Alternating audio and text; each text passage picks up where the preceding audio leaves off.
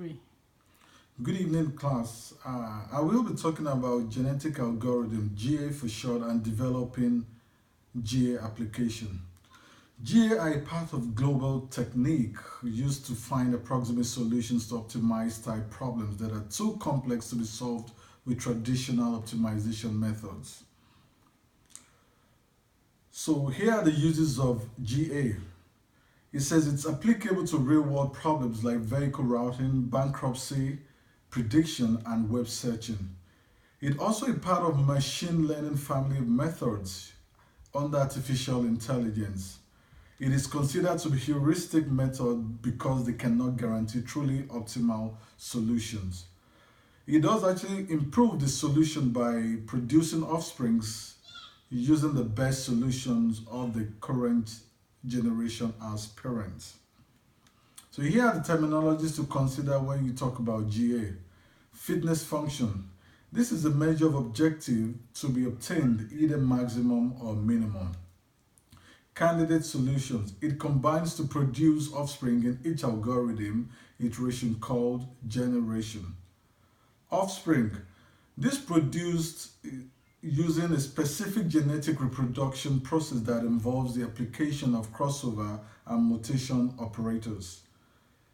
Then he went further talking about reproduction. Here, the GA produces new generation of potentially improved solutions by selecting parents with higher fitness rating by giving such parents a greater probability of being selected to contribute to the reproduction process, similar to what we have in biological sciences. So we went further also talking about crossover. This is choosing a random position in the string and segment, and this segment is either to the left or to the right of the point with those of another string segment to produce two new offsprings. Mutation. This is an arbitrary change in representation of a chromosome, often used to prevent the algorithm from getting stuck in a local optimum. Then elitism, a way of preserving the best solutions to evolve through the generations. So here are ways in which we can actually execute GA. So parameters actually does include number of initial solutions to generate. Here we'll be looking at initial population. Number of offspring to generate. That actually does emphasize about population size. The number of parents to keep for the next generation, we actually mentioned that earlier as elitism.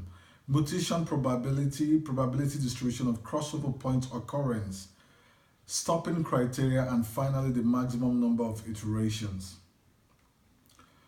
So there are limitations to GA as well. Just for every process there are limitations. So for GA, the limitations as mentioned, it says not all problems can be framed in the mathematical manner the GA demands. Development of a GA and interpretation of the results require an expert who has both the programming and statistical skills demanded by technology used in GA application. It is known that in few situations, the genes from a few comparatively highly fit individuals may come to dominate the population, causing it to converge on a local maximum. The most GA rely on random number generators that produce different results each time the model runs. Locating good variables that work for a particular problem is very difficult in GA application. So also obtaining the data to populate the variables is equally very demanding. And it went further to talk about selecting methods by which to evolve the system. This requires thought and evaluation. Those are part of the limitations and GA applications. So I will actually now be talking about the application itself. So it said these are types of machine learning for representing and solving complex problems, like I mentioned earlier. So GA applications actually does consist of the following: dynamic process control, induction optimization of rules, discovery of new connectivity topologies. Here we'll look at neural computing, simulation of biological models of behavior and evolution, complex design of engineering structures, pattern recognition, scheduling, transportation and routing, layout and circuit design, telecommunication, and finally graph-based problems. Thank you.